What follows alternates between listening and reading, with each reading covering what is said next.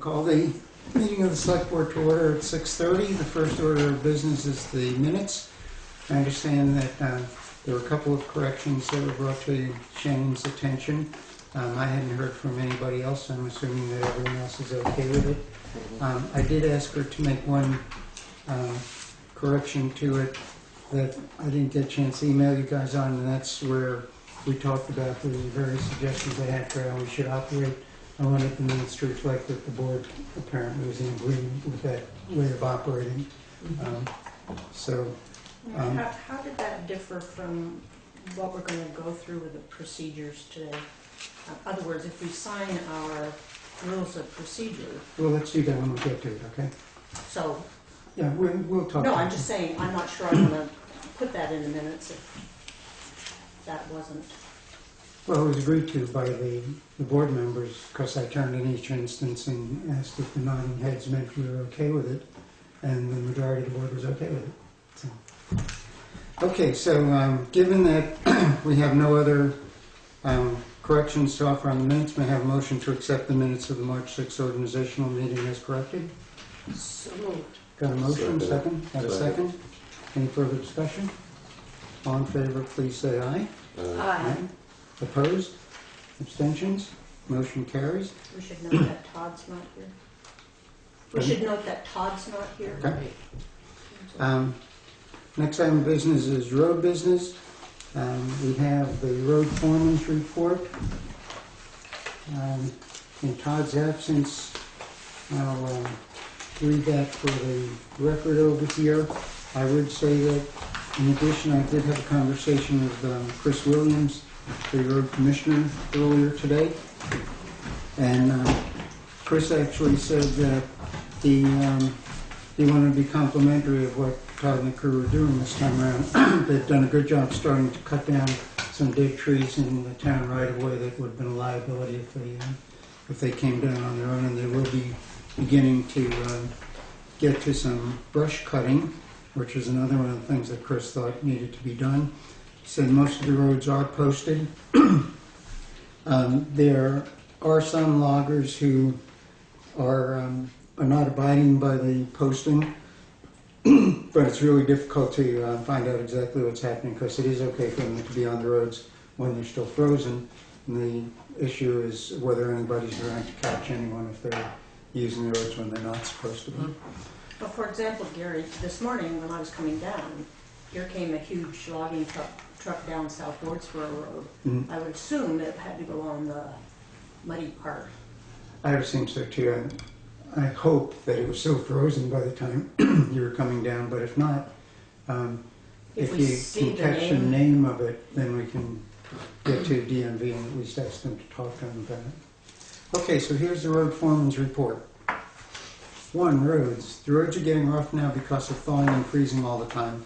We've had some mud on the back roads. There's not much mud yet, but we did have to haul some stone on South Wardsboro Road, Wiswall Hill Road, and Newfane Hill Road. We've been cold patching the blacktop as well. There are more potholes this year on the blacktop because of all the frost and snowstorms. I've ordered a pallet of winter cold patch so we can finish patching the blacktop. Crew is going around with the truck wings and push back the snowbanks so if we get rain, the water can get back to the ditches. We've started cutting brush on Dover Road just beyond the covered bridge. We'll be cutting brush as time allows. Equipment. The 09 Sterling went to Patrick Truck Service for a check engine light on. heater problem, and a speedometer problem. The backhoe will need a new cutting edge on the bucket. The crew's servicing the equipment. 3, winter sand. Fitzpatrick's Excavating is bringing in more sand. I thought we were going to be all set with the last bit of sand that we got, but all these little storms keep using it up. We also had to get another load of salt to get us through a few more storms. 4, Arch Bridge. The side rails on the bridge have gotten a lot worse over the winter. There's some large pieces of concrete that have fallen off the sides just in the last couple of weeks. Again, I think the frost has gotten into that bridge and made it worse this year. We're keeping a close eye on it. I think the town needs to write a letter to all our state reps about how bad that bridge is getting, and that it's a detour route for Route 30 when something happens to close Route 30. All the traffic has to use that bridge to detour over Grimes Hill Road. During and after Tropical Storm Irene, Route 30 was closed down for 3 weeks, and that was the only detour to get to and from Brattleboro. For that bridge, if there's a problem on Route 30, either fire accident or if the Rock River Bridge had another problem, people trying to get to Brattleboro would have to detour over Route 100 in Jamaica to Route 9 in Wilmington and down to Brattleboro from there. Also hampers the fire department's response to calls on both sides of that bridge. The town needs to show that it's more than just a town issue, that it's a state issue as well. Remind me to come back to that when we get through this. 5, new truck. I'm going to start working on truck bids so we can get them out soon. After what happened with the new 4x4 Mack taking so long, we should get the bids out with a sentence in the bids that the town cannot accept the truck until after July 1st. At least the truck would be ordered and we could get it by July or August instead of December or January. This should not affect cash flow problems as it will be a truck loan. 6, dead trees. Now that it's warming up a little bit, I'm going to get Kevin Prater to come and cut some big dead trees along the roads. With all the storms and being so cold, we've not had it done yet. Hopefully if the storms stop for a few days, we can get some of the trees cut. We'll also be going around cutting trees that we can cut. Thank you, Todd Lawley, road foreman. Before we talk about the Arch Bridge issue, is there a motion to accept the road foreman's report? So moved. Got a motion? Got a second? Any further discussion on that? All in favor, please say aye. Aye. Opposed? Abstentions? The motion carries unanimously. Okay, so what should we do about the Arch Bridge issue that Todd has raised? And can we ask Shannon to draft a letter for the board to send to who at the state should we be sending this to? Well, you said The state representatives. I mean, it does look like it's falling apart a lot worse. I was over there yesterday or something today. So. In addition to Dick Merrick, Peter Galbraith, Jeanette White. Send them to the governor. I would, actually. That would be my preference. Get sent right along. You know, with... how about the V-Trans people? Should we send it to them as well? Or? Yes. And I think John Alexander probably would be the one to hit on that one. All right. Sharon, you getting all these names? Yep. Okay. Debbie Luskin had a nice letter in the comment, very informative. Yeah. And she put that on frontporchforum.com and encouraged everybody to. Okay. All right, so if it's okay with the board, we'll ask Shannon to draft up that letter with a long list of addressees and try to get our 2 cents in. Would you guys like to take a look at the draft of whatever she comes up with in case you have some ideas for things that should go into it? Yeah, I think that'd be a good idea. So, Shannon, could you send the draft around electronically to the board members? And, okay. And I'll try to get that out as soon as possible. Anything else we should be talking about on the roads at the moment? Okay. Next item of business, scheduled members of the public. There are no scheduled members of the public. Unscheduled members of the public? Would anybody like to? Does the town office committee qualify as unscheduled, or are we on the, I don't see our name on the agenda. You're I don't under see it either, so- correspondence. I'm in correspondence? I stuck you in correspondence. I have to wait that long? No. Oh, Okay. I made a note to make sure we talk to you, and that'll keep you awake until 7:35. gee, thanks. Should I wait to respond to the letters about animal patrol and planning commission till then also? We actually have something on the plan earlier, I thought. And then it's- No, Old business, the first item. Yeah. no, about staying in the planning commission for another year. Oh, I'm sorry. Okay. Yeah. My term came up, and I was one If seat. you'd like to stay in, I'd be happy to hear about it now. If you don't want to, I'm going to wait love to until stay in the really. planning commission for. Wonderful. Okay, thank you, George. If it could be a one-year term, that'd be great, but I don't know how that works. Shannon, do you remember what the terms are that are open on the planning? 3 years. It's It's free, free? but we'll take one. I mean, you can resign. You can always resign after the one. I would probably never resign, so I would prefer to just do a year and maybe I'll do it again next year if I could, if I wanted to. Is that okay with the board? Is that a position that's open for 1 year? No, it's a 3-year. It's my 3-year position, it's open. So. Yeah. So, Well, since we only have the three of Put me in a us, 3-year position. I'll put you in for that, and you can revisit it In 3 years. next year. Okay. 3 years. All right. Okay, thank you. There was also a question about animal control, and I do not have any interest in continuing on with that. I brought the ticket books with me, so. that what's was left? going to be my question. So you do have those tickets. I ordered 2 new ones in there. I partially threw one, but they're here. What about the tickets that you issued? Is there a way of tracking? Just through the judicial bureau. And you've got numbers or something that? Actually, there's probably copies. I'll check and see if there's copies. I did it through the sheriff's department because it was just easier for me to do them that way. Right, But the funds still come here. right.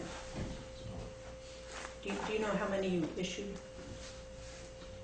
8 or 9.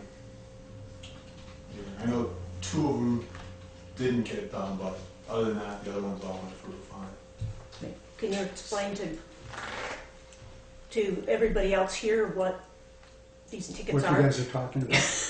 Oh, we can issue, the animal control officer or the constable or the health officer can issue tickets for violations of the dog ordinance. Specifically things like running at large or not licensed, those kinds of things.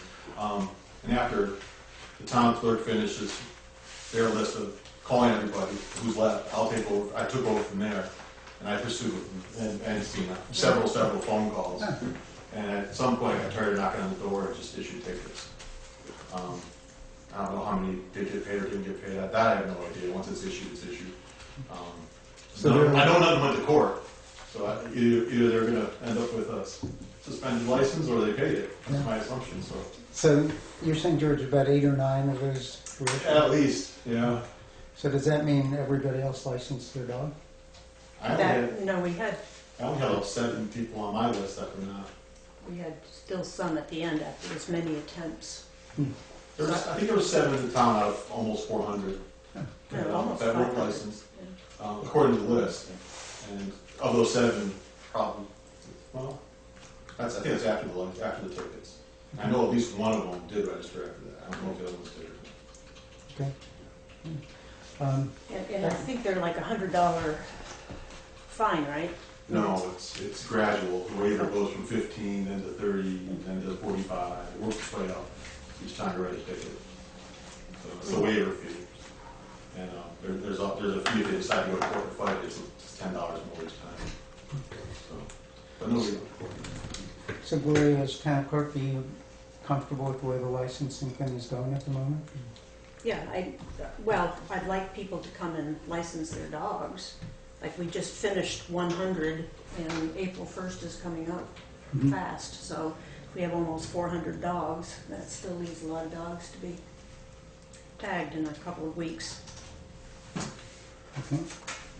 But I do have somebody making phone calls. And we're sending out a postcard Monday for the dogs that we know the rabies have expired.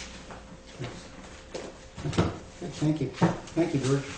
Any other unscheduled members of the public want to share anything? Good to have you here, Steve. No, anything? Ed, thank you. Okay. Move on to new business. We have some bids to open, the HMGP demolition bids. Will someone tell me what HMGP means? There's mitigation grant. Okay. Good deal. Okay, we have 1, 2, 3, 4. Mike, you have to disappear completely, huh? Yeah. one in my office. What's it on the audit? You shouldn't, because you might groan, grunt, do a facial grimace. Okay, the, we'll send someone after you. Okay, Whole Shot Construction is the first one. How's this working here? You can tell Ray doesn't have Oh, jeez. That's for sure. Jeez. We'll do it this way, I got That's fine. never worked. you. Okay. Bid form Project 1, 236 Dover Road. Contractor's description of proposed salvage. All salvage will go to Triple T on 142. The net dollar amount for the bid for this property is $5,950. Project 2, which is 28 Stratton Hill Road, $8,000. Again, all salvage going to Triple T. Project 3, Hickey Road, $1,200. No Is salvage. there a third page that gives you a grand total? Yeah, there's a grand total of $15,150. And looks like they provided a certificate of liability insurance. Some references. That's it. Okay, so the first bid is Where's the other? from Whole Shot. Townsend. Next one is Newfane. Fitzpatrick Excavating.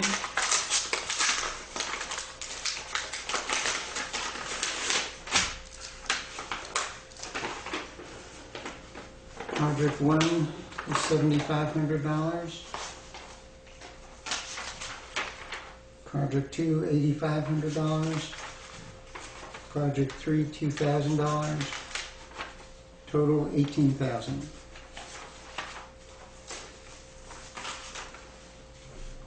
Number 3 is Tyler Excavation from Vernon.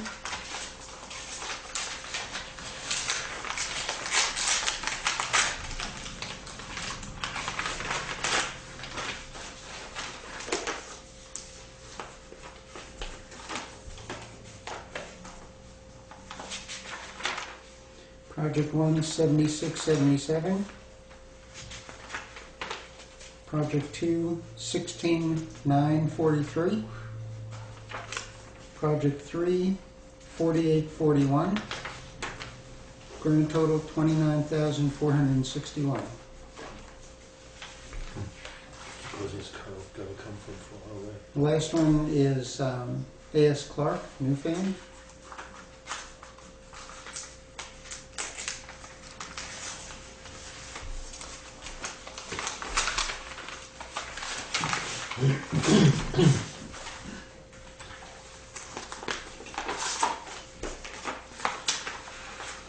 Project 1, $10,218. Project 2, $10,450. Project 3, $2,290. Grand total $22,958. Okay, so what's the low bid on that one? First one, Whole Shot Construction. at $15,150. Okay, is there any reason why we shouldn't be going with the low bidder on this? May I have a motion to accept Whole Shot's bid for this contract? So moved. Got a motion, second? I will second. Okay. Any further discussion? All in favor, please say aye. Do we want Okay. to, sometimes in bids, we check the references or something? Has anybody ever interacted with, What we can do is ask Shannon to follow up on references and make our approval dependent upon the references checking out. do you, I mean, I'm okay. Well, that's a good point though, if no one's familiar with the effort. I am. Oh, are you?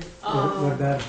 Me too, yes. So But I'll check them. We do have to check the bids to make sure, there's some requirements under the grants, Mhm. to make sure that the septic, the wastewater, and so on, and I just haven't had a chance to really kind of look at that bid to make sure he's got it all on there, is what I wanted to make Yeah, sure of. If you wanted to do sort of a contingent thing, so that I can go through all the requirements that Right. I listed, That sounds like and makes make sense. sure that they're there, then Okay, if they're so, all there, then, And go with that.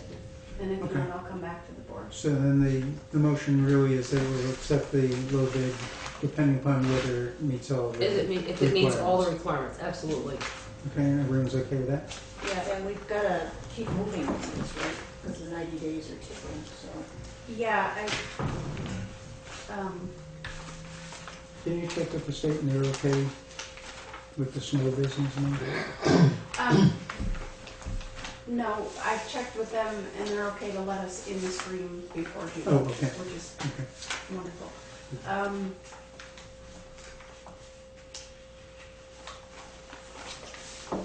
I guess what I would recommend is doing the contingent motion. If there's a problem, perhaps we'll have to call a special meeting. Okay. But- All right, so on the assumption there's no problem, we'd be able to move ahead with this. Yeah. If there is a problem, we'll have a special meeting. With that being understood by everybody, all in favor of the motion to award it to Holshot, Full shop construction. please say aye. Aye. Opposed? Motion carries 3-0. Okay. Shall we ask Mike back in? I'm sorry? Shall we ask Mike to come back in? Please. Thank you, George. Shannon and Kristen, do you guys need to get together to look at the requirements on this, or? I think so. So why don't we, Sharon, why don't you take the first shot at it, and if you've got any questions, who would be the most knowledgeable, you, Chris? Okay, so you get Chris on it? You okay with that? I am. Okay. The low bid was full shot. We approved it on a contingent basis that they meet all the requirements. All right, second item, new business, A&R workshops. Gloria shared some information with us electronically on this. Gloria, you want to talk about what those two workshops are? Oh, I didn't realize I needed to bring paperwork. I did one. There should be one on the table there. That's the question.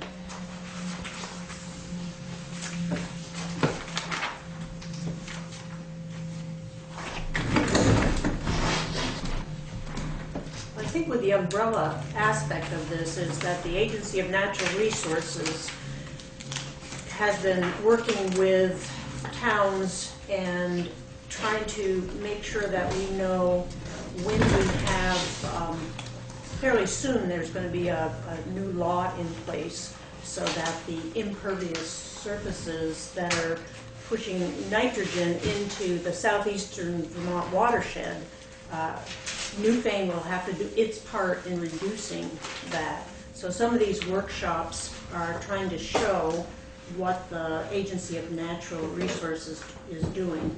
And then this one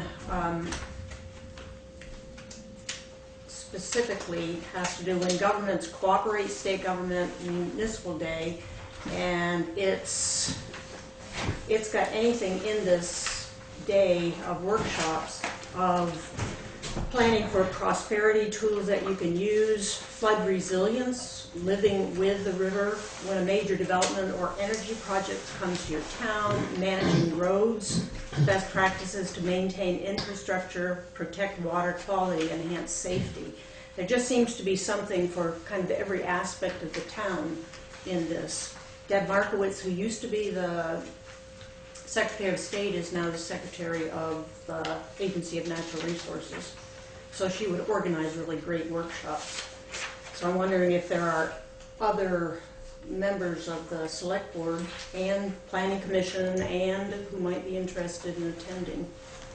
So this is the local government in the legislature? No, this isn't the, This isn't it? no, that's another. Okay. Is this the one where you were recommending that you thought Todd Yeah, might be a person to attend that? right. Well, why don't we do this? Shannon, would you get this thing to Todd and see if his schedule allows him to be our person there? Of course, any of these things that are open to any public official, you're all more than welcome to attend. On this particular one, if it makes sense to the board, it would seem to me that Todd probably should be our representative. If he goes, if he can't, let's try to figure out who a backup might be on that, and maybe decide a recommendation. Does that make sense? Sounds good. Okay, people are okay with that? Yeah. The other one the Gloria had sent around was about the local government day in the legislature. That's open to all of us. And it's just a question of whether people's schedules allow them to go.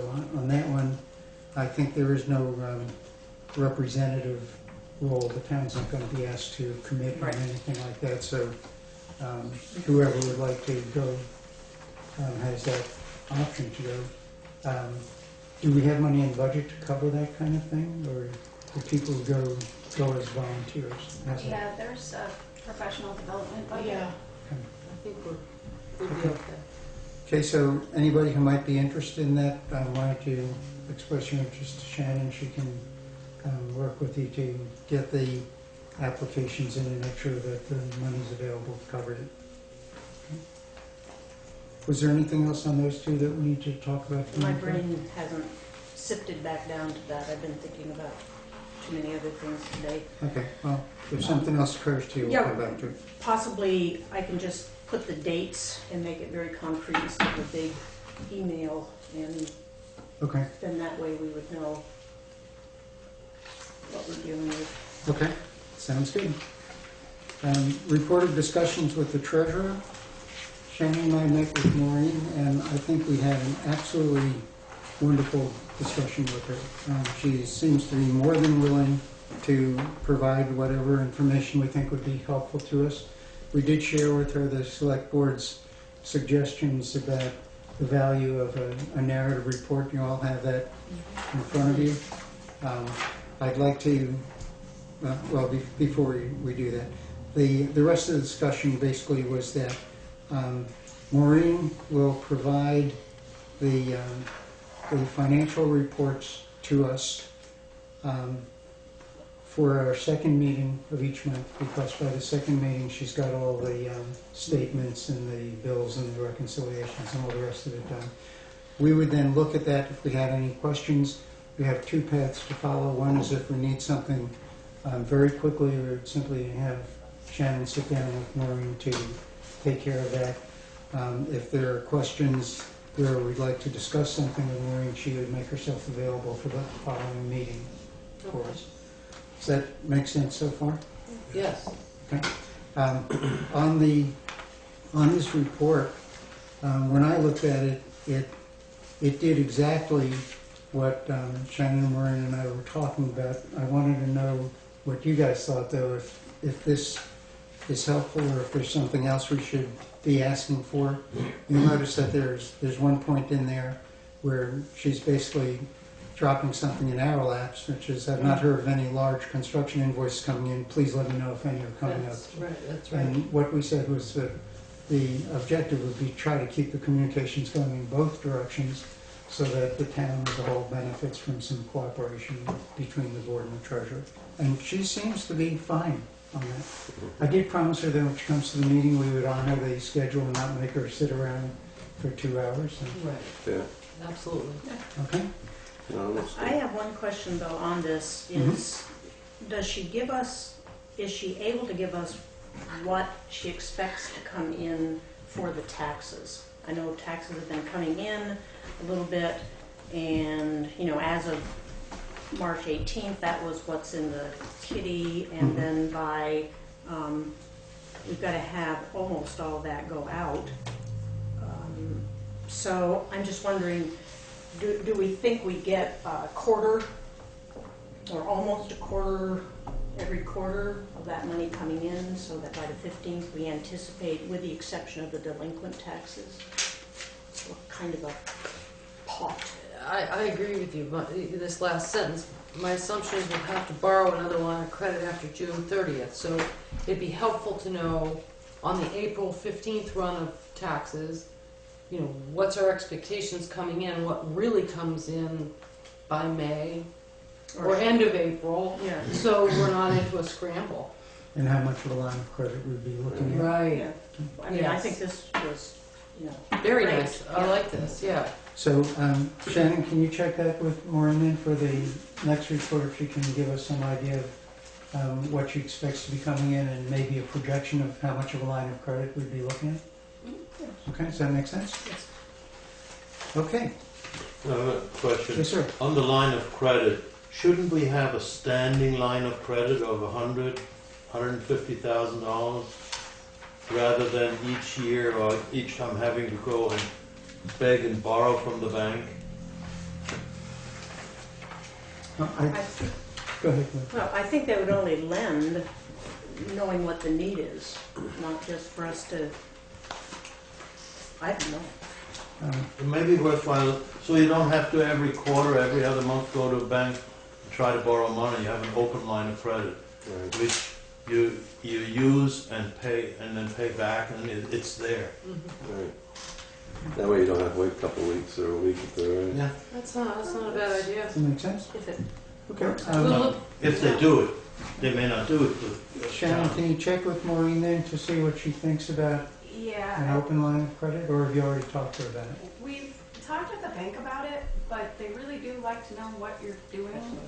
So they That really want money? it for a specific purpose. They really do. That open thing makes them nervous. I don't know why, but So then the fallback is Gunther can give us a line of credit. Oh, gladly. Okay. This is a twofer. Okay. Yeah, I'll give you one, you give me two. Would you double check with her one more time, Shannon, just so we've taken this to its conclusion? Sure. And if the bank really wants it to stay with specific needs, then I guess we continue to do the way we're doing it. But at least we'll have some sense of what that specific need might be. Okay, we're all right with the arrangements with the treasurer for the moment? Okay, so that means that, you know, once a month we'd be getting together with Maureen, and if the last thing I mentioned is if there is some emergency need between then, my sense from the discussion is she'd be happy to sit down with. I think her concern, she just would prefer not to sit around for one of our meetings for a couple of hours if there's not something specific we wanted to talk to her about. Okay? Alrighty, conflict of interest policy and select board rules of procedure. As part of our organizational meeting, we would normally have signed off on the select board rules of procedure and the conflict of interest policy. These two documents are essentially what they've been since they were adopted in 2008. So every select board since then, at the organizational meeting or shortly thereafter, has signed off on these two documents. You'll notice that on the rules of procedure, Shannon sent around a second version of that because there's a typo in it under purpose. One of the lines had been missing, so she found the earlier copy and put that line back in. So what we have here now is basically what select boards have been signing off on since August 7th, 2008 on the procedures. Inadvertently, last year, the board signed off on the procedures with that line missing, but I think it's just an administrative correction that we're making that. So has everybody had a chance to look at, what would you like to take up first, the rules of procedure or the conflict of interest policy? And you're on that one, we might as well do that one. Okay, rules of procedure. Has everybody had a chance to review this? Anybody have any qualms about signing off on it? Okay, may I have a motion to adopt the select board rules of procedure? I make a motion to adopt the select board rules of procedure. Okay, thank you. And a Second. Got a second? Any further discussion on that? All right, let's vote then. All in favor of signing the select board rules of procedure, please say aye. Aye. Opposed? Abstentions? Motion carries unanimously, 4-0. Do you folks know what we're talking about in the rules of procedure? Are you vaguely familiar with what this is, or should I? Yeah, if you want to hit somebody over the head, you have to ask their permission first. Thank you for sharing that. Basically, what it's saying is that we've set up some procedures to try to run the meetings as efficiently and reasonably as we can, so that there are some potential time limits that can be imposed if somebody's going on too long. There are 5-minute segments, 2-minute segments, depending upon where we are on the agenda. And in any situation, the board can say okay and allow as much time as the people need to say whatever they want to say. But it gives us some roadmap to try to keep these things going at a reasonable pace. So since we've approved that, if we'll all sign that, we'll move on to conflict of interest policy. Gloria, your point about the procedures and the things I brought up last time, should we talk about that now? Well, is that incorporated in this? My recollection is that most of what we talked about last time was here. Yeah. What I was talking about was mostly to re-emphasize it, to make sure that in public session we talked about all those steps and we were all okay with it. Okay, I was thinking you wanted to add you had Do you? two or three on the bottom of your list that I got from the last one, which differs from, which were additions. For example, that we should have final financial say over a commissioner committee. Okay, I think that that's actually a slightly different kind of procedure. These are mostly procedures for running the meeting. Okay. Smoothly. Okay, the Town of Newfane Conflict of Interest Policy. I'm going to read just a couple of things so the people from the public know what we're talking about here. The purpose of the policy is to ensure that the business of Newfane is conducted in such a way that no public official of the municipality will gain a personal or financial advantage from his or her work for the municipality, and so that the public trust in municipal officials will be preserved. It's also the intent of this policy to ensure that all decisions made by municipal officials are based on the best interest of the community at large. For purposes of this policy, the following definitions shall apply. I want to read the first two to you because the second one deals with financial conflict of interest, which is the one that everybody understands. And the first one is the one that is a little bit broader. It says, a direct or indirect personal interest of a public officer, his or her spouse, household member, child, stepchild, parent, grandparent, grandchild, sibling, aunt or uncle, brother or sister, in-law, business associate, employer, or employee in the outcome of a cause, proceeding, application, or any other matter pending before the officer or before the public body in which he or she holds the office or is employed. So what that's saying is if I am engaged in trying to develop the yoga studio that can have a zoning application in place for up on Route 30, and I'm sufficiently involved in that personally, whether or not I've got a financial interest becomes irrelevant. The fact that any member of the public could logically expect that because I'm so involved in that, I can't be dispassionate and objective in what the board is dealing with. So I would have to recuse myself from any discussion related to that. Does everyone understand that? Okay. Any questions that anybody has? Okay.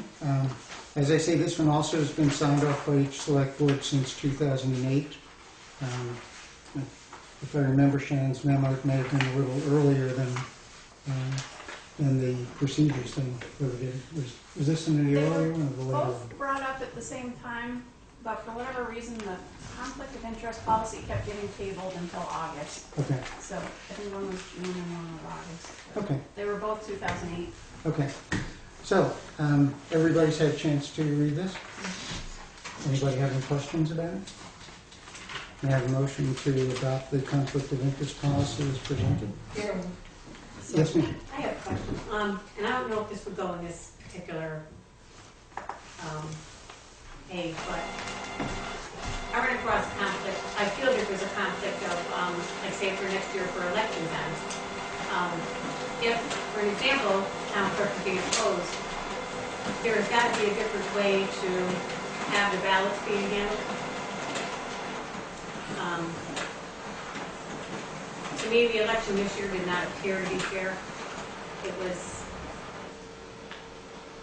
if the select board could find a way to have someone else handle the ballots, if the town clerk or whoever's in charge of the ballots can be replaced, or if someone else can handle the ballots, to just to have to be appear more of a fair election. Let me comment on that for a moment, and then anybody else on the board would like to. I personally think it's important that we do everything we possibly can do to avoid even the appearance of conflict of interest. And the point you're making, Senator, that it appeared that it might not have been fair, is an important point over there. Whether it was or wasn't, and there's absolutely nothing to indicate that it wasn't, Right. if people aren't comfortable with it, and we have some way that we can operate to make them more comfortable with it, my recommendation would be that we do that. The select board doesn't operate alone on that, but as members of the Board of Civil Authority. And I know that my view going into any of the board meetings will be to try to encourage us to set it up in a way where that isn't even a possible appearance of a conflict of interest.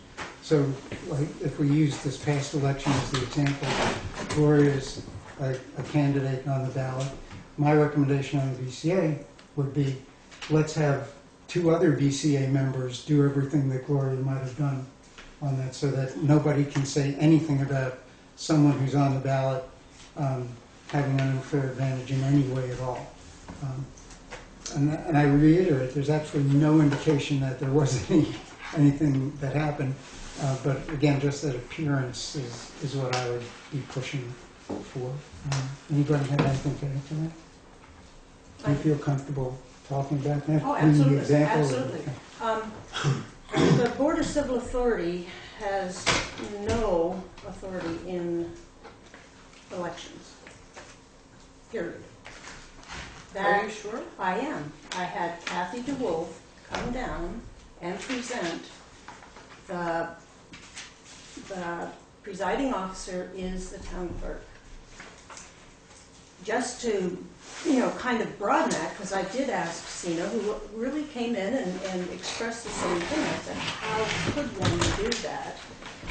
And the only thing I could think about is you would have to hire somebody to be in the town clerk's office 40 hours a week, who would know how to use the programs that the town clerk's required to use.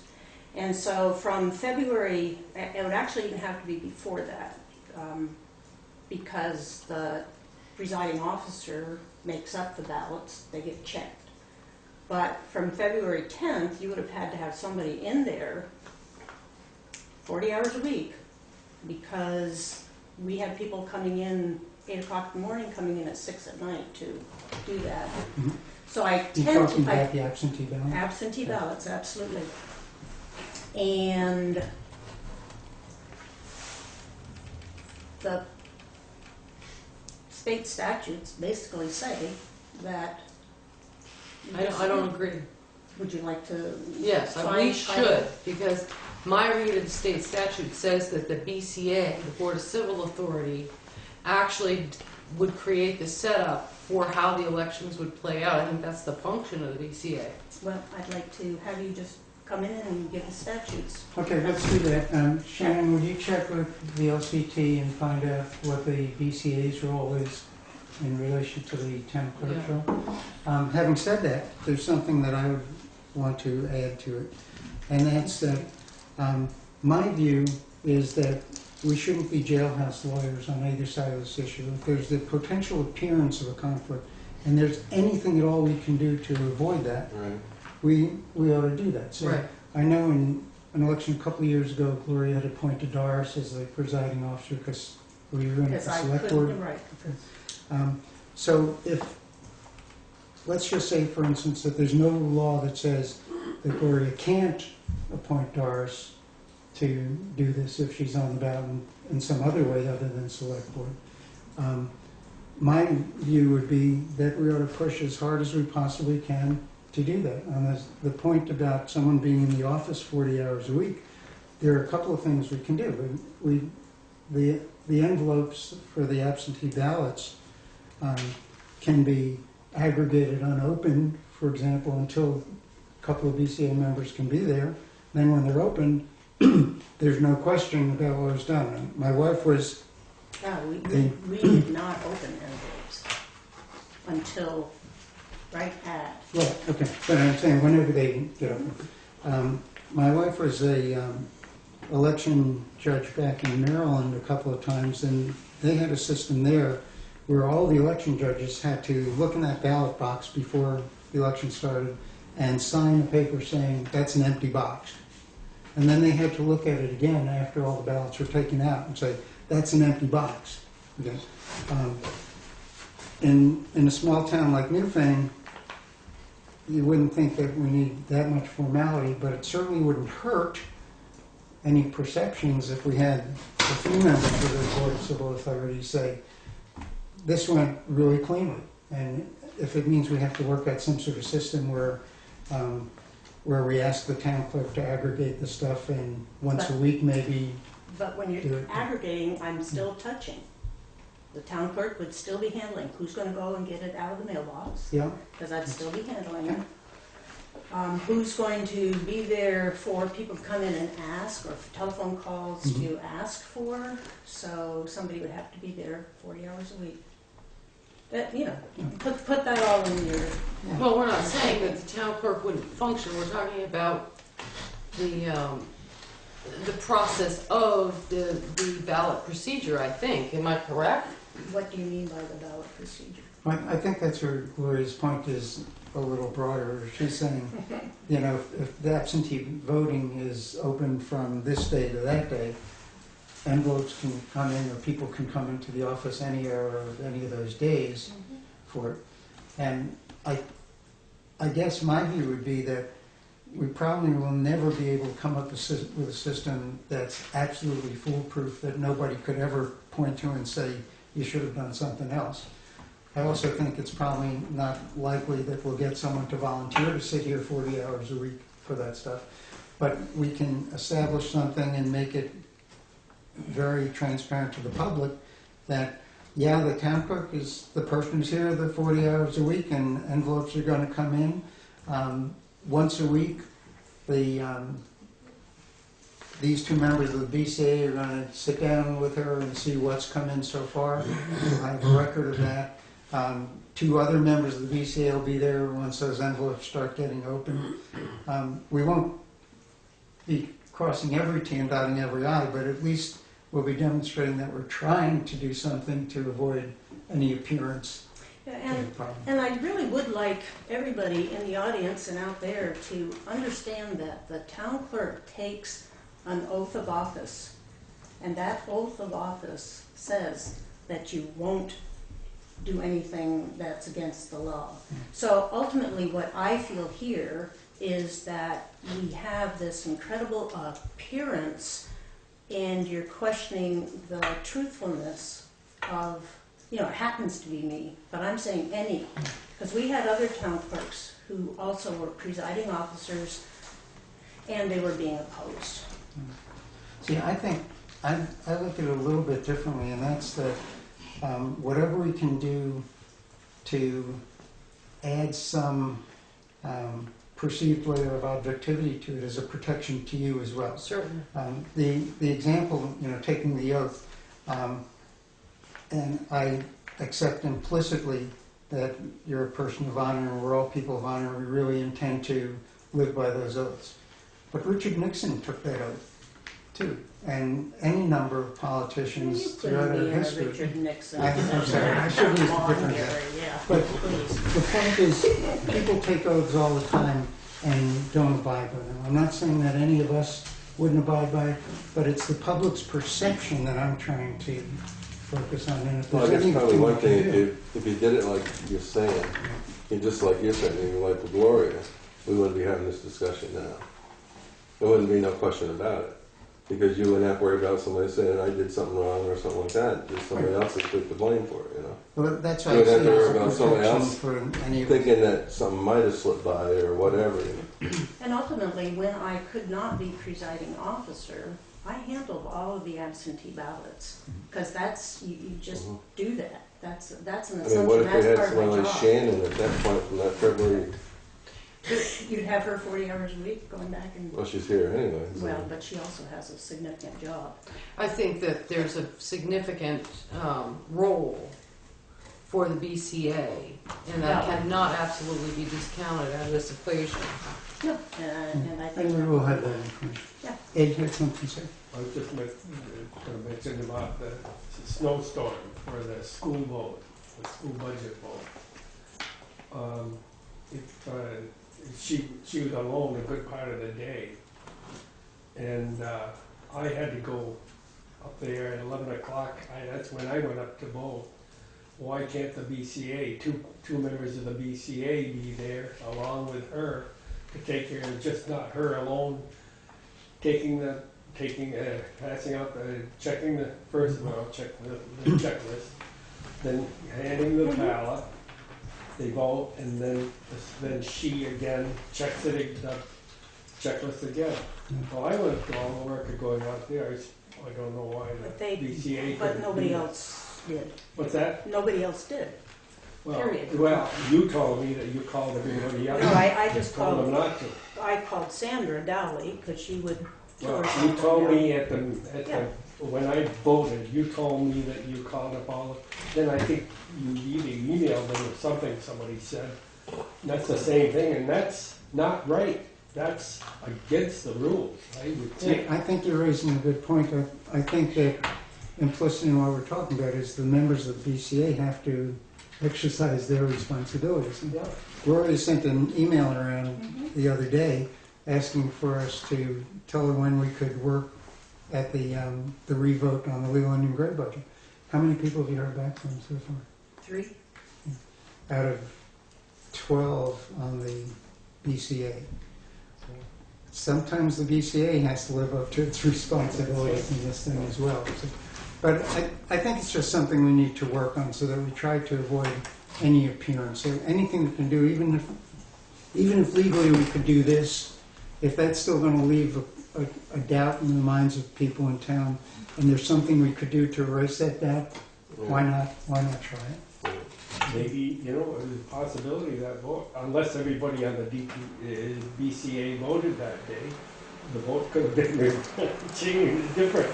If everybody was gone to work at that election. More I than don't know what 83 that, people. I don't even know this, what the difference was.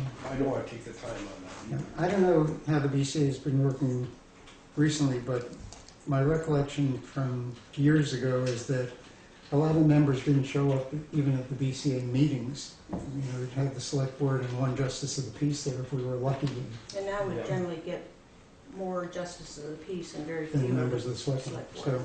we all have to live up to those responsibilities. That's certainly what that I would like to see us encourage the BCA to do.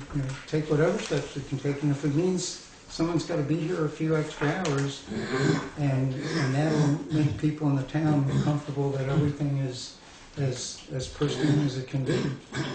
There's something to be said for investing a couple hours. Anyway, back to our conflict of interest policy. I think that And did you respond to my email, I did. Mr. Katz? Yes, I did. I said 1:30 for a couple hours on that Wednesday. When did you send? I don't Sometime remember. today. Get mine? I got yours. Okay. Sometime.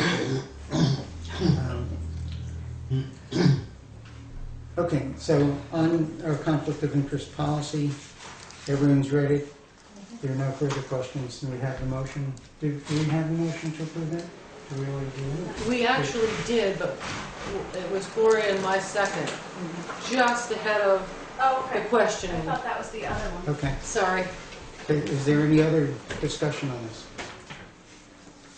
All right, all in favor of accepting the town of Newfane conflict of interest policy and signing off on it and abiding by it, please say aye. Aye. Opposed, abstention, motion carries unanimously 4-0. We'll sign off on that.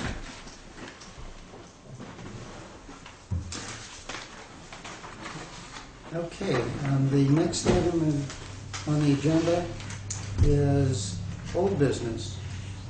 And the first item under old business is the town planning process.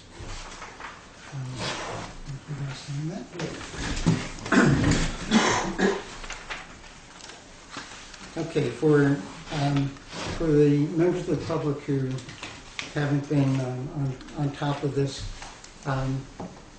some of us from the select board met with the planning commission last week, and part of the discussion revolved around the town plan that was submitted to Wyndham Regional for its review.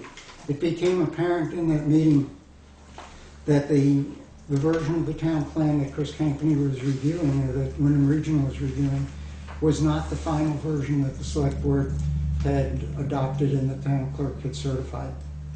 Instead, it was an earlier draft, so there were some blank tables in it and this sort of thing. So obviously, we made a mistake someplace in transmitting to Wyndham Regional the wrong version of the plan. My view is that I'm not as concerned about what mistake was made then as I am about trying to figure out some way we can avoid that kind of mistake being made in the future. So what we did initially, through the good graces of Ed Druk, who spoke with Chris Campany on the phone, it was clear that Chris was willing to accept the real version of the town plan for review. Shannon drafted up a letter. I transmitted that plan to Chris Campany. He also sent us a note summarizing his conversation with Ed, which was almost word for word what Ed had told me they talked about on the telephone. So I felt really comfortable that we were in good shape on that. We've received an acknowledgement from John Bennett. Thank you. John Bennett, saying they've got the correct plan now and they'll review that. So whatever problem we had in terms of Wyndham Regional having the wrong plan has now been taken care of. The situation though did beg some questions, and one of the questions is who actually winds up talking to Wyndham Regional when we're developing our town plan and submitting our town plan. I'll tell you what my recollection was, and then you guys correct me on it. Should only be two representatives from the town of Newfane. As the plan's being developed, the planning commission chair or whoever's designated by the planning commission obviously has some need to deal with Wyndham Regional, and they're our town representatives in doing that. Once the plan has been adopted by the select board, nobody has any business communicating with the Wyndham Regional on that plan except the select board. And on the select board, it's whoever we designate. But we're not, going back to what we talked about last week, I would want us to formally designate who a representative is on this as well as anything else, so that we avoid any potential for confusion. That whatever Wyndham Regional is hearing from the town of Newfane, they're hearing because we made a conscious decision that that's what we want them to hear. That doesn't mean that any of us as individual citizens don't have every right to provide Wyndham Regional with whatever information they have or ask them whatever questions they have. It just means that nobody can represent the town except the select board by majority decision. Does that make sense to everyone? If we do that, do you think that it would help us make sure that whatever Wyndham Regional is getting in the future is the real thing? Yeah. Does that even have to be a board member, or we could appoint one of the planning commissioners? I think we can appoint anyone we want. When the town plan is in the process with the planning commission, then they are the ones that handle it, the Right. chairman or whoever is designated. And in this case, it had already gone to the select board and was approved by the select board. And by the way, I called up Gary and another member of the board, and I called Tristan before I talked to Chris Cantony. I made sure, because I knew it was not my jurisdiction to even talk about it. And so that's why it went the way it did. And that did That's the open way up- I deal with things all the time. And like, it's like this, whether you sign in for this meeting. I sign self. I'm not representing the planning commission or anyone else. I'm just Well, representing it myself. opened an important door for us. I'm glad that you took the initiative to do that. But I would like to get some sense of the board that we're all in accord that on anything that involves representation of the town of Newfane for any reason at all, not just the planning, the town plan, but anything where the town of Newfane has to be represented, that it'll only be done after we've made a decision by majority vote and by the person or people we delegate to do that. Is that something everyone's okay with? Do we need a motion or anything like that? I don't think so. I mean, my feeling is that's the whole proper process, and that's why it was set up. So hopefully that's what we'll be doing, is following proper process. I mean, unless you have a quorum on the board or a majority, as you say, no action can be taken on behalf of the town of Newfane as far as I know it. You know? Well, what I'd like to do then, if it's okay with the board, is send Chris Campany a letter saying that we've had this discussion and we just wanted to reinforce that, so that he's covered. So if someone comes knocking on his door, he can say, did the select board send you? And if not, then he knows he's talking to that person as a private individual. But I'd like to send something to him formally reinforcing that that's the way we think that things should operate. Are you guys okay with that? Very, yes. I thought we were in agreement, at least individually, though we weren't in an official select board meeting, that we were going to rescind our approval, our adoption of the town plan for the corrections to be made. I think you're talking about a different issue, but I'll come right back to that. But on this letter, everybody's okay with sending the letter? As long as you can give me an idea of what it says.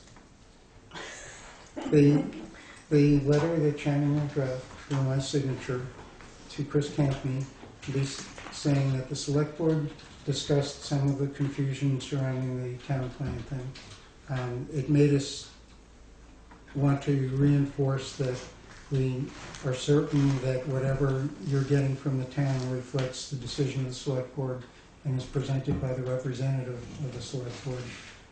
We will do that formally every time so you don't have to worry about who's coming knocking on your door. Paraphrase, but basically that's it.